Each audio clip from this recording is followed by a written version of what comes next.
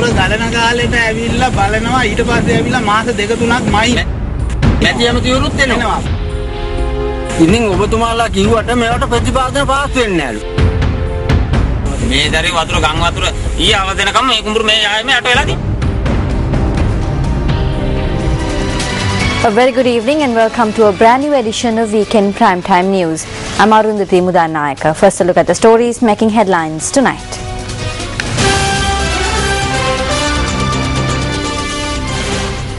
President ratifies impeachment motion against the Chief Justice. Farmers in Polonnaru are still affected by floods due to the neglect of authorities. The Sri Lankan nautical engineer freed from the captivity of Somali pirates returns home. Retailers in Maradagamulla inconvenienced by wholesalers adhering to retail control prices.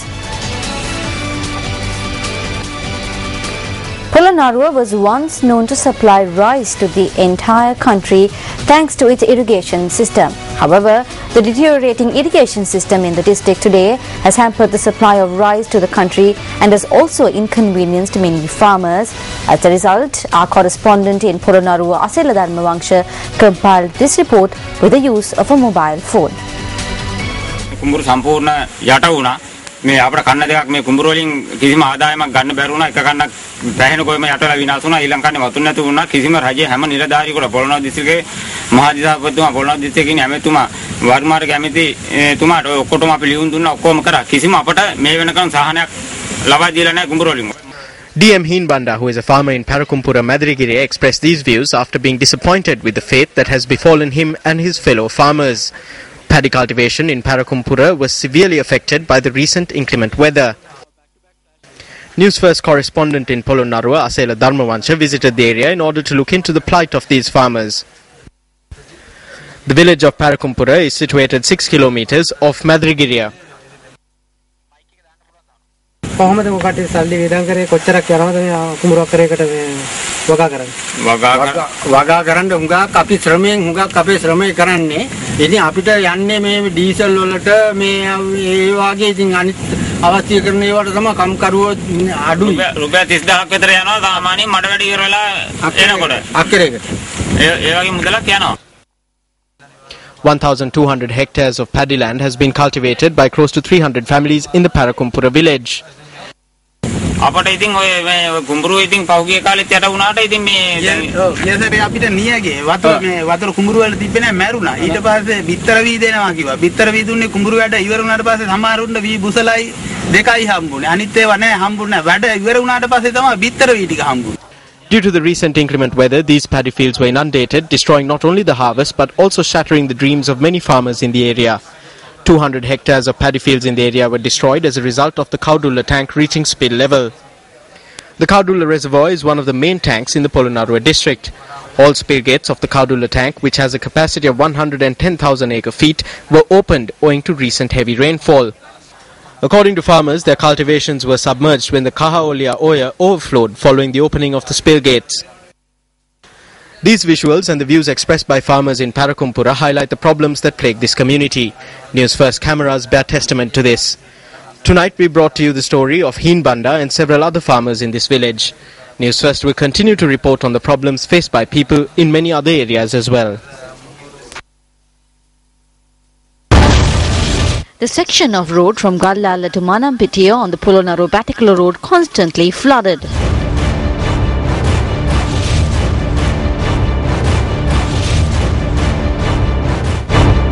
The road was closed on several occasions.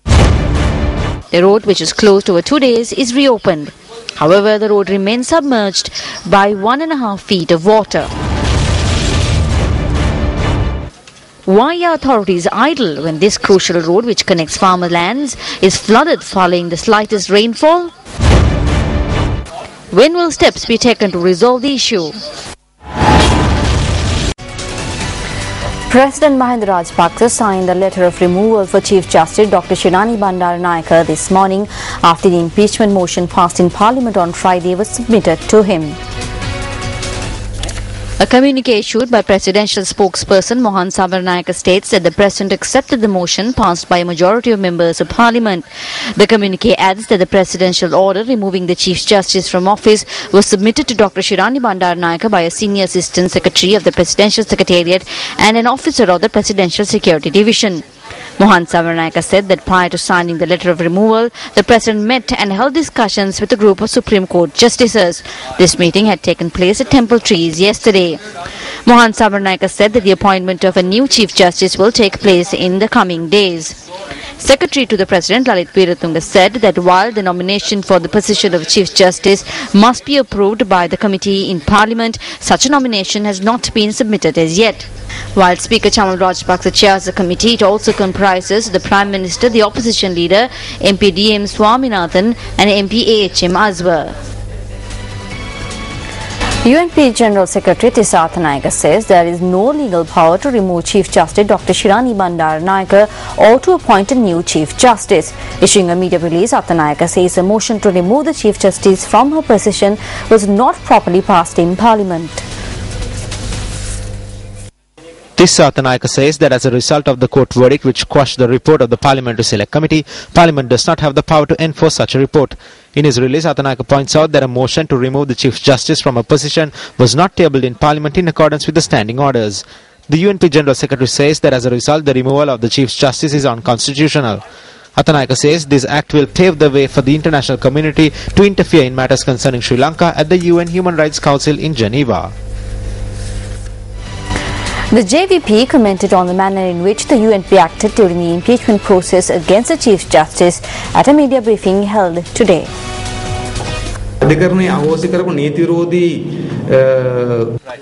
We did not go to Parliament since the illegal motion which was quashed by the courts could not be debated in Parliament. Some people went to Parliament. Ranil Wickremesinghe went for the discussion to protect the government. The UNP tried to save both sides. They were on the government side. The UNP was not on the side of democracy during this fight. The UNP was with the government according to an agreement between them.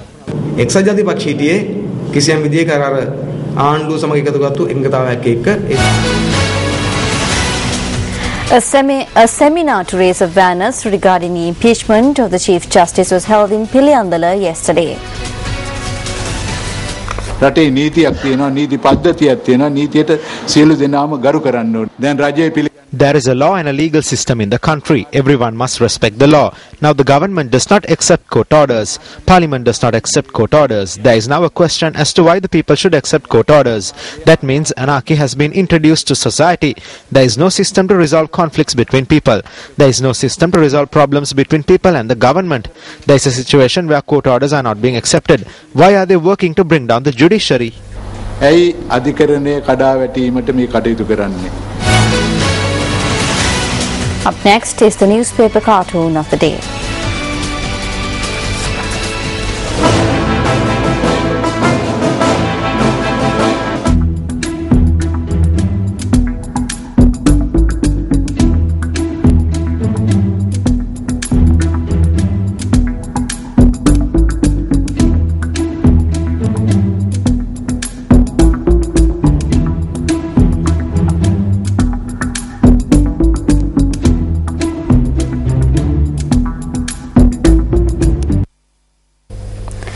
Retailers and consumers in Madugahamula have been severely inconvenienced due to the wholesale price of rice in the area being equivalent to the government control price.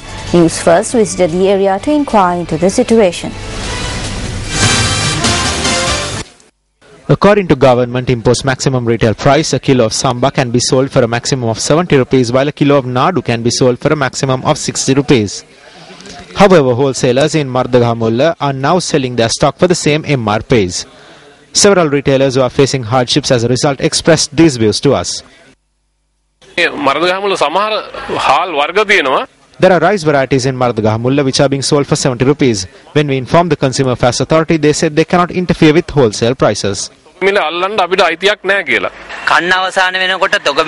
At the end of the harvest, the wholesale and retail prices are the same. This happens every year. We are being inconvenienced as a result. We have to pay rent for the shops. We must pay our employees. We need to live. We need to finance our vehicle.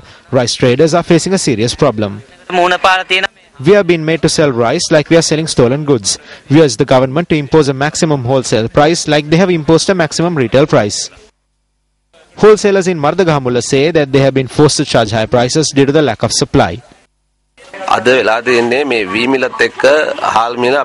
What has happened today is that with the current prices, we cannot sell it for the control price. The maximum retail price imposed by the government is 70 for Samba and 60 for Nadu.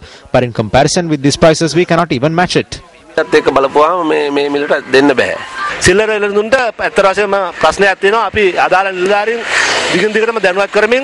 The retailers are facing a problem and we have been holding discussions with the relevant authorities and the government. We are looking for a solution, but the government does not have paddy stocks.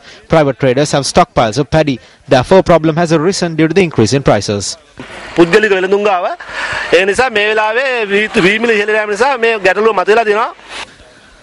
We made inquiries from the chairman of the Consumer Affairs Authority, Rumi Mazuk.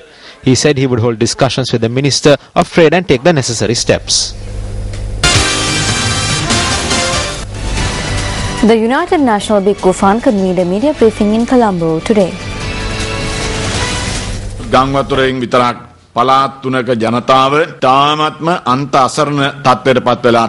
People in 3 provinces have been driven to despair because of floods. No one has come forward to give them even a packet of milk powder. The government charges taxes of 63 rupees for every 100 rupees. Tax-free permits are being issued for vehicles which cannot be driven in this country. The masses have to pay taxes for them to enjoy the luxury. It will give an important message to the government if the entire population unites and stops paying taxes, telephone bills, electricity bills and water bills. But people in our country do not have the backbone to do this. වර්ජනය කරන්න පුළුවන් නම් ඒක ඉතාමත්ම වැදගත් වේවි රජයට ඒක දැනේවි හැබැයි එහෙම කොන්දක් තියෙන මිනිස්සු අපේ රටේ නැහැ. Former UNP Minister Festus Pereira passed away this morning. Former Minister Festus Pereira passed away while being treated for a prolonged illness at the intensive care unit of a private hospital in Colombo. He was 82 years old. Festus Pereira, who was born on the 29th of September 1930, was the eldest of 3 children and received his primary education at the present-day Holy Family Convent in Vennapur. He entered law college and joined the bar in 1959. In 1963, he was elected as the vice chairman of the local council and entered parliament in 1965 as the representative for the Vennapur electorate. In 1977, he was elected from the Puttalam district and remained in parliament until 2001. In this time frame, Festus Pereira functioned as the Minister of Power and Energy, Public Administration and Home Affairs and Fisheries and Aquatic Resources. He also held several deputy ministerial portfolios. He married Mary Larin Pereira in 1964 and the couple had 2 children. His son Niroshan Arli Priyantha Pereira is a current member of Parliament of the United National Party. His remains were taken from a funeral parlour in Colombo to his home in Vennapur this evening. While his remains will lie at his house from this evening for the public to pay their final respects, the final rites are to be performed on Wednesday.